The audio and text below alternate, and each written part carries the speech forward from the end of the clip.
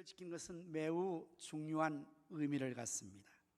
왜냐하면 절기를 통해서 지나간 날들에 대한 그리고 삶에 대한 좀 더 깊은 의미와 가치와 보람을 가지고 올 수 있기 때문입니다. 개인도 마찬가지죠. 매일의 날들이 동일하지만 그 어떤 우리의 의미 있는 날들, 생일이나 기념할 수 있는 날들을 우리가 지키면 그 삶이 훨씬 더 가치와 보람을 갖게 되는 것입니다. 나라도 마찬가지죠. 국경일을 통해서 우리 국민들로 하여금 그것을 지키게 함으로써 나라에 대한 애국심과 또한 중요한 의미를 역사적으로 되새기며 미래를 향해서 보다 더 건설적으로 진취적으로 나갈 수 있게 하는 것들이 기념하는 절기와 날들의 의미일 것입니다. 그러므로 하나님께서는 하나님의 백성들에게 1년에 3번의 절기를 지키라고 오늘 본문에서 말씀을 하고 있습니다. 그 3번의 절기란 바로 먼저는 우리 여기에 14절에 나오는 절기인데요, 14절 17절에 매년 3번 절기라고 너는 말씀하죠. 너는 매년 3번씩 절기를 지킬지니라. 10절 내 모든 남자는 매년 3번씩 주 여호와께 보일지니라. 그 3번의 절기, 그 중에서 이 3번의 절기는 15절의 말씀에 보면 15절 말씀에 먼저 너는 무교병의 절기를 지키라고 말씀을 하고 있습니다. 무교병, 여러분 이것은 어떤 뜻을 가지는 단어입니까? 한자로 무, 없을 무자에 발효하는 교자로, 그래서 발효되지 않는 떡병자를 써서 발효시키지 않는 떡을 먹는 절기예요. 일반적으로 우리가 빵을 만들 때는 발효를 시킵니다. 이스트를 넣어서 불려서 그 빵을 아주 크게도 하고 부드럽게 해서 그 빵을 만들면 맛있고 아주 부드러워 좋은데, 만약에 부풀리지 않고 발효되지 않으면 구우면 딱딱하고 아주 작아서 볼품도 없을 뿐 아니라 먹기도 아주 힘듭니다. 그래서 일반적으로는 빵을 만들 때 충분히 그것을 발효시켜서 부풀리어서 빵을 만듭니다. 그러나 이제 이것이 발효되지 않는 빵을 구워 먹게 한 이유는, 이제 계속해서 말씀을 보면 15절에 너는 무교병을 지키라. 절기를 지키라. 내가 내게 명령한 대로 아비벌의 정한 때에 이래 동안을 무교병을 먹을지니 이는 그 달에 내가 애굽에서 나왔습니다. 그 절기를 이제 기념하게 하는 것을 알려주고 있죠. 내가 애굽에서 나왔을 때, 바로 그때에 있었던 사건 때문에 무교병을 먹는 것입니다. 이스라엘 백성들은 430년 동안 애굽에서 종살이를 했습니다. 그러한 이스라엘 백성들을 하나님께서 모세를 보내서 하나님의 강력한 주권으로 바로를 꺾으시고 그 백성을 바로의 손에서 구출하여 내십니다. 그런데 바로가 순순히 하나님 말씀을 듣지 않았습니다. 모세가 하나님의 뜻을 전하였으나 내가 여호와가 누구간데 내가 그의 말을 듣겠는가 하고 그는 완고하게 하나님을 거역할 때에 하나님은 바로를 꺾기 위해서 재앙을 내리기 시작했죠. 여러분, 그래서 몇 가지의 재앙까지 바로가 하나님께로부터 재앙을 당합니까? 무려 10번째 재앙, 이게 마지막 재앙인데요, 이 10번째 재앙은 알다시피 애굽에 있는 모든 장자와 짐승의 초태생을 다 죽이는 거예요. 왕자로부터 시작해서 백성들의 장자까지. 이것을 할 때에 이제 황급하게 거기서 애굽을 벗어나기 때문에 시간을 두고 빵을 발효시켜서 만들 수 없어서 바로 그냥 발효되지 않는 빵을 구워서 그냥 서서 먹고 애굽에서 나왔던 것을 기념하게 하는 절기로 무교병의 절기를 첫 번째 기한 것입니다. 이 무교병의 절기를 다른 말로는 유월절이라고 하기도 합니다. 이 단어의 의미는 유월, 피를 보고 뛰어넘는 절기라는 것입니다. 이것은 여러분이 잘 알다시피 이스라엘 백성들이 이제 애굽에서 나올 때 10번째 재앙은 애굽의 장자를 죽이는 것인데, 이 죽음에서 구원받게 하기 위해서 하나님께서는 당신의 백성들에게는 어린 양을 잡아서 그 피를 문설주와 임방에 바르게 했습니다. 그러면 하나님 보낸 죽음의 사자, 하나님의 사자가 그 집을 들어갔을 때 피가 있는 집은 아하, 이 집은 여호와를 경외하는 하나님 백성의 집이로구나 하고 그 집은 들어가서 장자를 주지 않고 패스오버 유월을 하는 것입니다.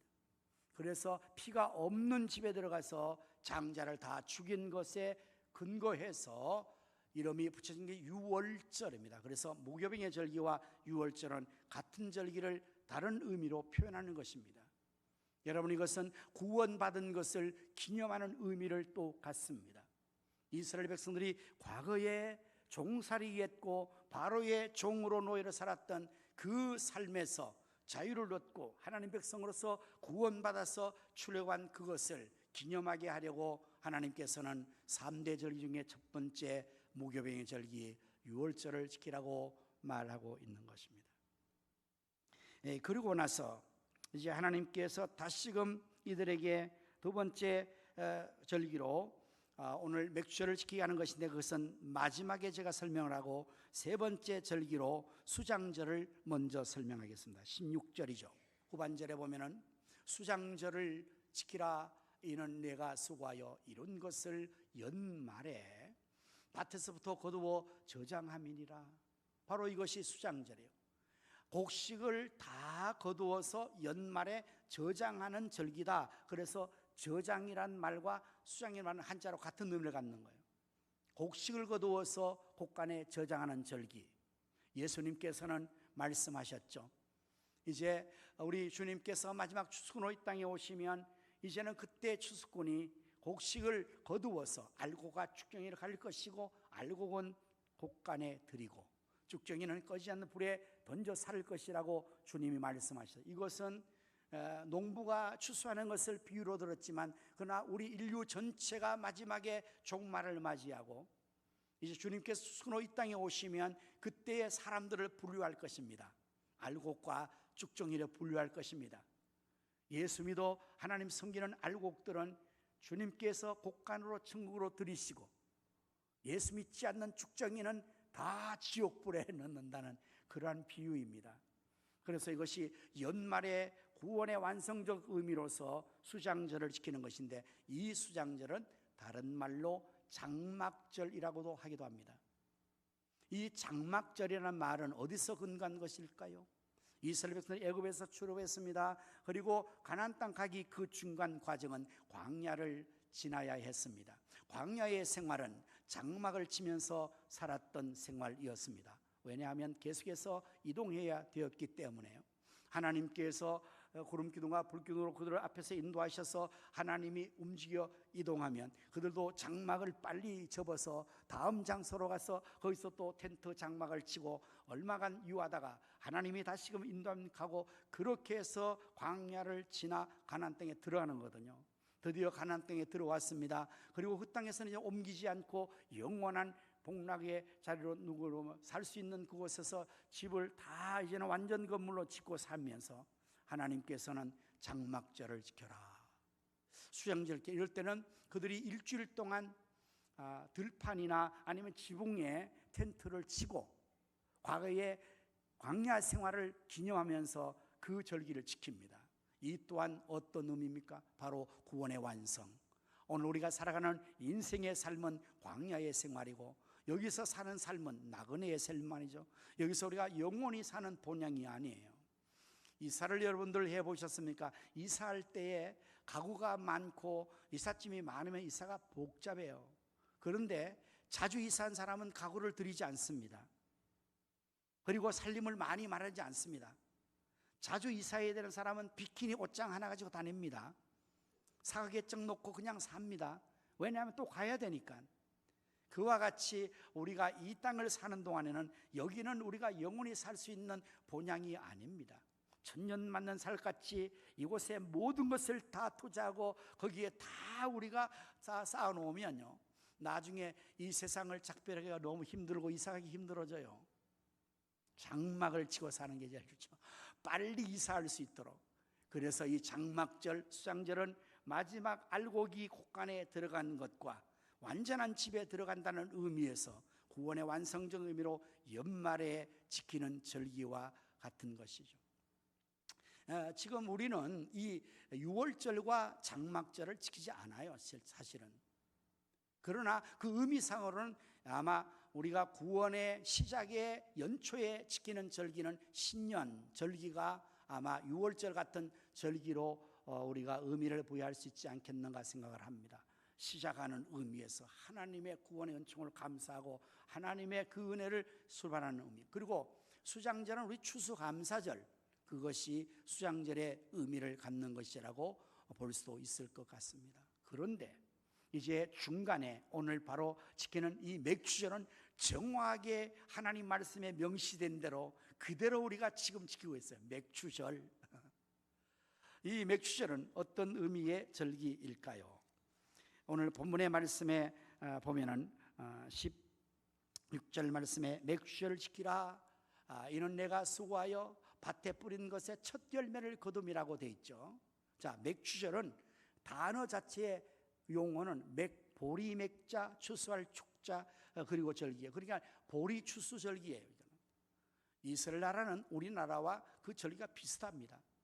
그래서 우리나라도 지금쯤 시골에서는 보리와 밀을 추수하죠. 이모작을 할 때. 그리고 그 벤 곳에 이제 나중에 모내기를 하거나 이렇게 하는데, 어쨌든 이스라엘 나라에서도 처음 연초에 씨앗을 뿌려서 처음 거두는 그 절기가 맥주, 보리를 추수하는 절에 여기에 생겨진 이름이고요.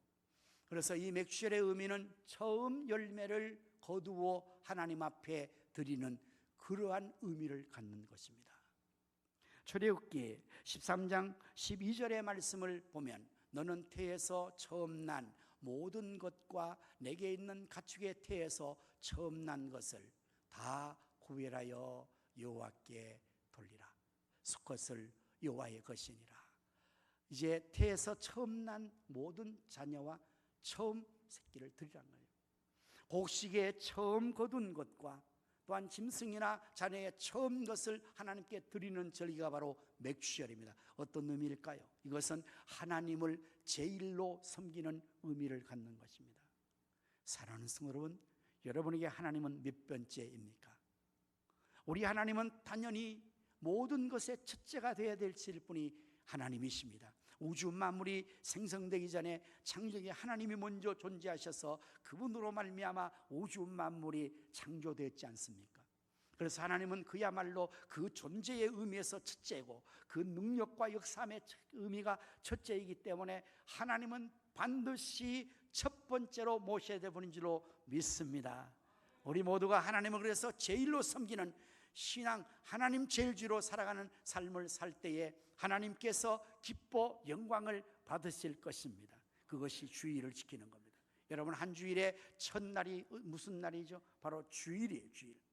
월요일이 아닙니다. 주일이 첫날이고 여기서부터 시작되어서 이제 일곱째 날을 가는 것이잖아요. 그래서 여러분이 이렇게 주일을 지킨다는 것은 하루 한 주일의 처음 시간을 하나님 앞에 예배로 영광 돌리는 이러한 의미를 갖는 것입니다. 11조의 의미도 마찬가지예요. 소득하는 것에서 우리가 먼저 11조를 먼저 우리가 구별하여 하나님 것으로 구별하여 드리는 것이 하나님 제일주의로 섬기는 것입니다. 여러분, 우리 사람도 상대방이 나에게 해준 대로 나도 그에게 그대로 갚아주는 거예요. 기브앤테이크로 내가 받는 대로 돌려주는 거잖아요. 섬김을 받기를 원하는 사람, 다른 섬기면 섬김이 오지만, 그러나 내가 좋게 대하지 않으면 상대방도 나를 좋게 대할 수 있는 것은 그것은 기대하면 아니 되죠. 내가 한 대로 받는 거잖아요. 주는 대로 받는 거잖아요. 마찬가지로 우리가 하나님을 마땅히 처음 자리로 모셔드리면 하나님도 우리를 처음 자리로 높여주실 줄로 믿으시기를 바랍니다. 그 주인공이 다윗이에요. 다윗은 본래 목동이었지 않습니까? 아버지의 양을 치는 양치였습니다. 그 가족 중에서도 말제라서 그 아버지조차도 왕을 지명하러 왔을 때 선지자 앞에서 왕을 이제 세우기 위해서 하나님 나를 당신이 보냈습니다라고 사무엘서 그 집에 갔을 때 아버지 이새는 다윗을 그 자리에 아예 참석도 하지 않았어요. 형들부터 엘리압부터 그냥 형들만을 그 앞에 세웠단 말이에요. 아버지와도 이 다윗은 말죄로 여겼는데 하나님은 다윗을 첫째로 세워주신 것입니다. 그 목동의 자리에서 이스라엘의 제왕이 되는 왕의 자리로 높여준 거죠. 첫째로. 그래서 다윗은 하나님 앞에 이 은혜를 생각하면서 언제나 하나님 앞에 그는 하나님을 첫째로 모시는 삶을 살아요. 시편 18편 말씀이나 16절 말씀, 16절의 말씀 보면은 내가 여호와를 항상 내 앞에 모시며 그가 내 우편에 계심으로 내가 요동치 아니하리로다. 나의 힘이 되신 여호와여, 내가 주님을 사랑합니다. 이게 다윗의 고백이고 다윗의 하나님을 대하는 자세였거든요. 하나님 앞에서 다윗이 왕이라면 여러분, 나라의 왕은 최고잖아요. 왕보다 더 높은 지위는 없잖아요. 그럼 당연히 짐이 왕이로소이다 할 수 있잖아요. 그러나 다윗은 하나님 앞에서만큼은 절대로 자기를 왕으로 칭하지 않아요. 다윗의 시편을 여러분 읽어보십시오. 다윗은 언제나 하나님 앞에 이렇게 고백합니다. 나의 왕 나의 하나님 주 여호와여, 말씀하옵소서, 종이 듣겠나이다. 하나님을 첫째로 모시는 거예요. 하나님도 다윗을 계속해서 첫째로 모셔서 이스라엘의 열왕들이 남북왕조에 40명이 교체됩니다. 남북왕조에 40의 왕 중에서 다윗은 그야말로 왕 중의 왕, King of Kings, 열왕 중의 왕이에요. 이스라엘 백성들이 다윗 왕을 최고의 왕을 치는 거죠. 왜냐하면 그는 그야말로 하나님께서 높여주셔서 목동이 왕이 되어서 그 왕의 자리에서 계속해서 겸손히 하나님을 첫째로 모실 때 하나님께서 그를 최고로 높여서 오늘날 다윗이 우리 기억 속에, 유대인의 기억 속에 첫째로 기억되는 것입니다. 맥시얼을 지키는 것은 첫 열매를 지켜드림으로 하나님을 첫째로 섬기는 감사의 의미가 있는 것입니다. 두 번째, 맥시얼의 의미는 유월절과 무교병일절에는 연초에, 수장절, 장막절은 연말에 지키는 거죠. 맥주로지요. 바로 우리 7월 한가운데서 중간에 지키는 것입니다. 이것은 어떤 의미입니까? 지난 반년 동안 하나님께서 베푸신 그 은혜에 감사해서 드리고 앞으로의 남은 6개월을 하나님께서 축복하실 것을 감사하며 기대하며 드리는 그 중간적인 의미가 맥주의 의미가 있거든요. 시작하면서 우리는 감사하신 하나님 찬양을 올려드렸습니다. 에베네셀의 하나님. 여러분, 에베네셀 그 뜻이 무엇입니까? 여호와께서 여기까지 우리를 도우셨다 함이라. 그렇습니다. 지난 반년 동안 하나님께서, 살아계신 하나님께서, 에베네셀 하나님께서 여기까지 우리를 도우셨잖아요. 2절은 어떻게 했어요? 그 하나님은 장래에도 인도하시리.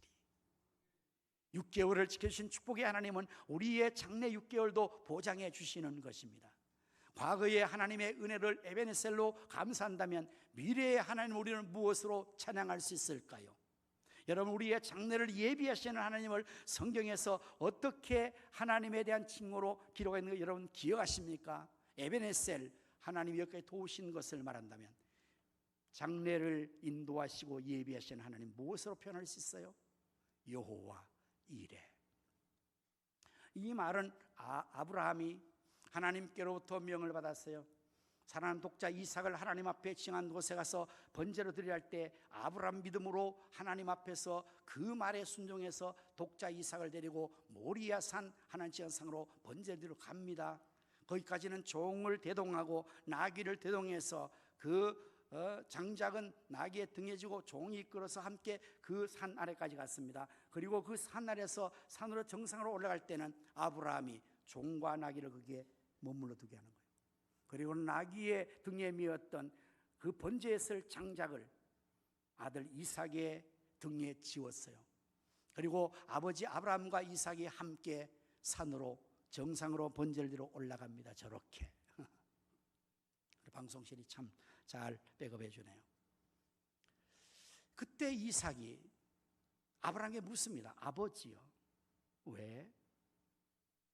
번제했을 나무는 있고 여기 불은 있는데 정작 번제물은 어디 있습니까?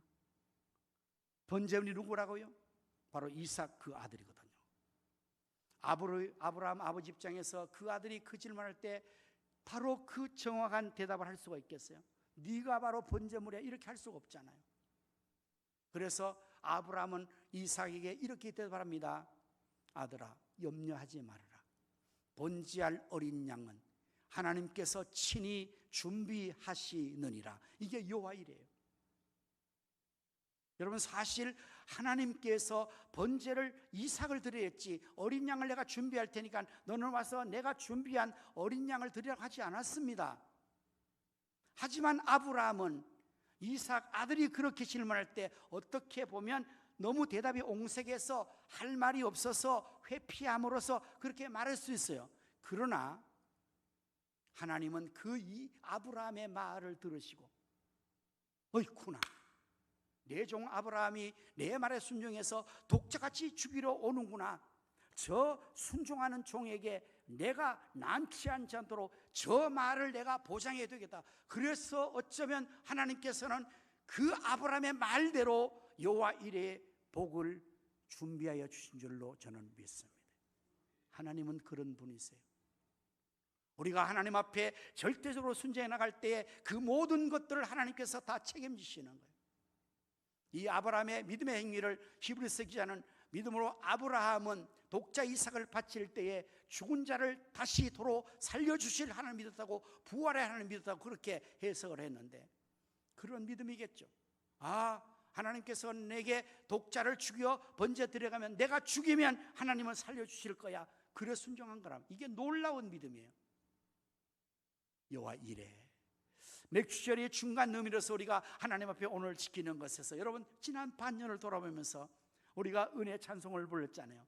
내가 지나온 모든 것들이 당연한 것 아니라 하나님의 은혜였소. 내가 숨을 쉬며 살아가는 모든 것들이, 내가 이처럼 하나님을 섬기고 예배하며 찬양하는 것들이 당연한 것 아니라 하나님의 은혜였소. 여러분, 우리 고백할 수 있잖아요.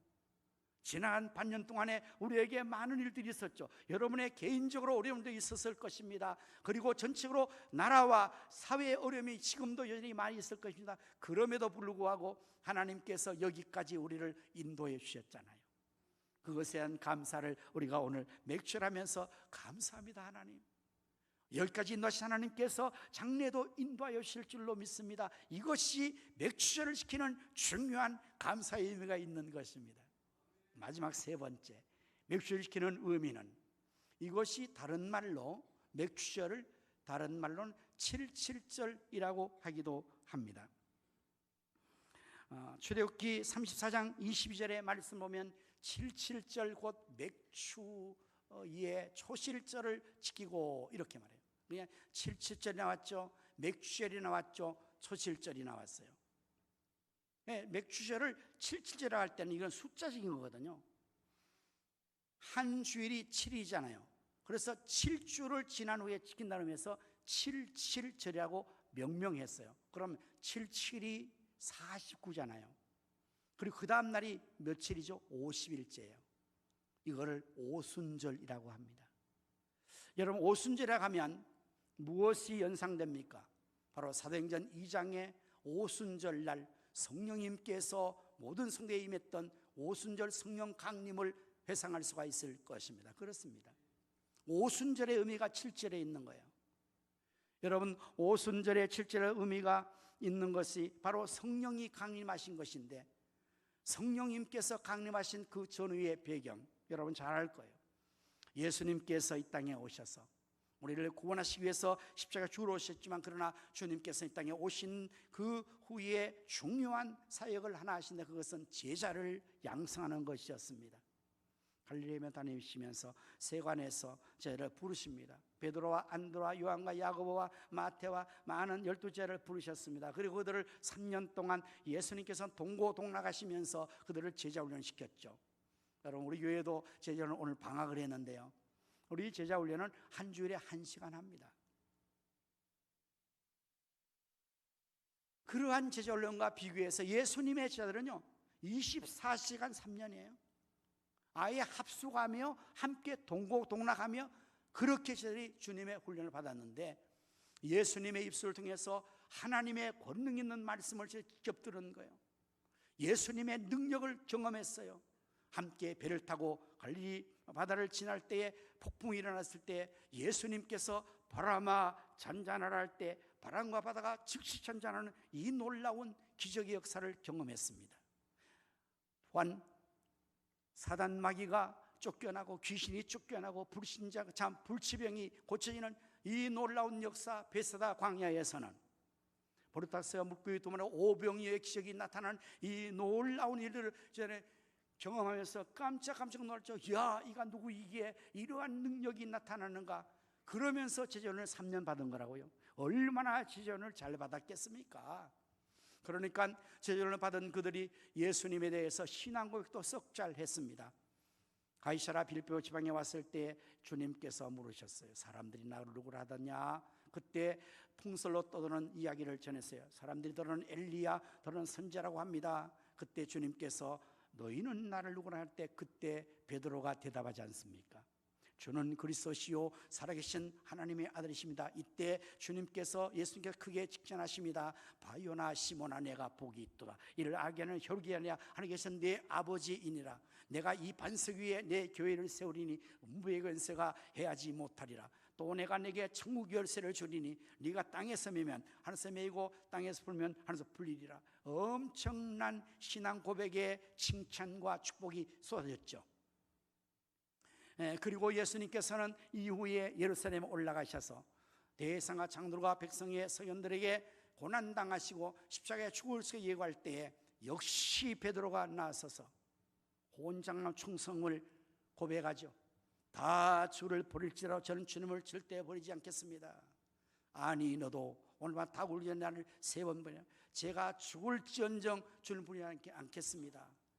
여러분, 얼마나 베드로와 제자들이 제자훈련 잘 받아서 신앙 고백도 잘하고 충성 고백도 잘하고 제자다운 삶으로 그렇게 훈련이 완성됐다고 그렇게 볼 수 있었으나, 여러분, 이 제자들이 십자가 사건 앞에 세웠을 때, 예수님이 잡혀가시고 십자가 시고할 때 이들은 하나는 가룟 유다는 예수님을 팔고 베드로는 혼장돼 그가 예수님을 3번씩이나 저주하며 부인하고 다른 제자들은 다 뿔뿔이 도망쳐버리는 제자들의 전부가 실패한 거예요. 예수님께서 이것을 보셨지 않습니까? 그리고 부활하신 예수님께서 40일 동안 그들과 함께 있으면서 마지막 그들이 보는 앞에서 구름 타고 올라가시면서 마지막 분부하신 분부가 바로 사도행전 1장 8절의 말씀이에요. 그 앞에 4절부터 너는 예루살렘을 떠나지 말며 아버지 약속하신 성령을 기다리라. 너희가 몇 날이 못되어 성령의 세례를 받으리라. 오직 성령이 너에게 임하시면 너희가 권능을 받고 예루살렘과 온 유대와 사마리아 땅끝에서 내 증인이 될 수 있을 것이다. 예수님은 너무나 잘 아셨죠. 저희들이 그 실패한 경험을 주님께서는 직접 다 보시고 아신 거예요. 아, 제자 훈련 가지고 되는 거 아니구나. 신앙 고백 가지고 되는 거 아니구나. 충성 다짐 가지고 되는 게 아니구나. 고난과 환난 앞에 서면, 죽음의 위험에 서면 다 무너지는구나. 이게 이들의 힘으로 되지 않는구나. 주님이 아신 거예요. 스가랴서 4장 6절 말씀, 이는 힘으로 되지 않고 능으로 되지 않고 오직 여호와의 신으로 된다고 말씀하신 말씀처럼, 여러분, 우리가 예수님을 믿고 따르고 충성한다는 거 말로 되는 거 아니에요. 우리의 힘으로 되는 거 아니에요. 지금은 할 수 있죠. 우리가 지금 얼마든지 내가 충성할 수 있고 내가 얼마든지 주님을 위해서 사명을 완수했다고 우리는 지금은 이렇게 하지만, 만약에 우리 앞에 총칼이 우리 앞에 닥친다면 그래도 내가 예수님 믿겠다 고백할 수 있을까요? 나에게 재산상 손실과 생명의 위협이 닥친다면 그래도 내가 예수님 앞에 이 사명을 감당할 수 있다고 자신 있게 나갈 수 있을까요? 그것은 가봐야 하는 거죠. 그게 쉽지 않은 거잖아요. 그래서 예수님께서 오직 성령을 받아야 된다. 그래서 이 주님의 분부 따라서 제자들과 소대교회 120명의 성도들이 다 함께 모여서 사순절 40일부터 50일 되는 열흘 동안 오로지 기도에 전무한 나머지 드디어 오순절 이름의 사도행전 2장에 성령이 그들 위에 다 임하여서 오순절 120명의 성도가 다 성령 충만 받아서 능력 있는 삶에 나가서 이제는 그들 앞에 어떠한 죽음이 닥친다 할지라도 예수 그리스도를 증거하고 부활을 증거하고 증인되는 삶을 그들은 이제 담대하게 살 수가 있었던 것입니다. 여기에 증인, 내 증인이 되어라 말투스라는 단어의 뜻은 순교자입니다. 어떻게 순교할 수 있어요? 어떻게 사명 감당할 수 있습니까? 우리의 힘으로는 안 돼요. 오직 성령의 권능을 받아야 된다는 것입니다. 2025년 살아오면서 여러분 얼마나 수고 많으십니까? 우리가 새해를 시작하면서 연초에 신년 벽두에 신년 예배 때 다짐합니다. 나는 새해에 하나님 앞에 충성하며 살겠습니다. 믿음으로 살겠습니다. 사명 완수하겠습니다. 그렇게 우리가 출발해 왔어요. 지난 6개월 살아면서 여러분은 그 다짐을 얼마나 지켜왔습니까? 지금은 얼마나 여러분들이 하나님 앞에서 남은 6개월을 살아갈 수 있는 힘이 남아 있습니까? 어쩌면 우리는 다 지쳐 있을지도 몰라요. 작심삼일 마음이 다 무너지지 몰라요. 육체의 힘이 소진되고 우리의 에너지가 고갈되고 내가 과연 6개월을 믿음으로 살아갈 수 있을까? 내가 사명을 감당할 수 있을까? 우리가 지금 이 중간 시점에서 거의가 탈진한 상태에서 우리가 나약하게 우리 상태가 되어 있지 않아요? 어떻게 6개월을 살 수 있을까요? 어떻게 사명을 완수할 수 있을까요? 바로 그것이 오늘 추수감사, 맥주감사 지키면서 오순절의 의미로 다시 우리가 다 성령의 충만을 받으면, 하나님의 권능이 내게 임하시면, 성령의 능력이 임하시면, 내가 부족하지만, 나는 나약하지만 하나님의 성령의 능력으로 남은 6개월을 하나님 앞에서 승리하며 사명 감당하며 살아갈 수 있게 된다는 의미로서 맥주절은 오순절의 의미를 함께 더하여 가짐으로 큰 의미를 갖는 것입니다. 사랑하는 성도 여러분, 이제 오늘 우리가 맥주를 지키면서 하나님이 주신 6개월의 은혜를 감사하며 처음 소득을 하나님께 드려 하나님 제일이십니다. 내가 하나님께 모든 것의 처음을 먼저 드립니다 하는 고백을 함과 동시에 연말까지 중간에서 우리가 지나는 시간을 감사하고 앞으로의 미래를 믿음으로 소망하며 바라보는 가운데서 중간적 의미로 하나님 앞에 다시 한번 감사하며 하나님을 신뢰하는 그러한 의미를 가지고 우리의 힘과 능으로 아니 되는 부족한 것들을 우리가 고백하면서 하나님의 성령의 권능을 덧입는 오순절의 역사를 기대하여서 우리 모두가 간절히 하나님 앞에 주여 나에게 성령을 부어 주옵소서, 성령의 권능을 주시옵소서. 그래서 우리 모두가 성령의 충만을 다 받아서 남은 시간도 성령의 능력으로 하나님 앞에 영광 돌리고 주신 사명을 완수하는 우리 모두가 될 수 있기를 예수님의 이름으로 축원합니다. 기도하겠습니다.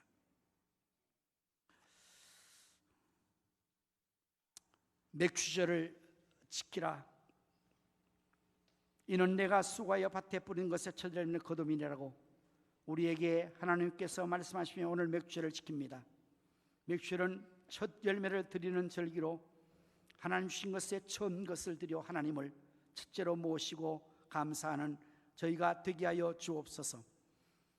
6월절과 수장절의 중간에 지키는 이 맥주절이 지나간 시간을 감사하며 남은 시간을 믿음으로 하나님 앞에 이제 고백하며 나가는 귀한 중간적 의미로서 하나님이여 이 절기를 지키는 우리가 에베네셀 하나님을 감사하고 여호와 이레 하나님을 신뢰하며 영광 돌리게 하여 주옵소서. 우리의 힘과 능으로 할 수 없어 나약하고 무너지고 실패하는 저희들이지만 다시 성령의 권능을 받아서 오순절에 주의 성들이 성령 충만 받아서 모두가 사명을 완수하여 승리한 것처럼 저희들도 성령 충만 받아 남은 6개월도 사명 감당하며 승리의 삶을 살아가게 하여 주시옵소서. 감사합니다. 하나님, 예수님 이름으로 기도드립니다.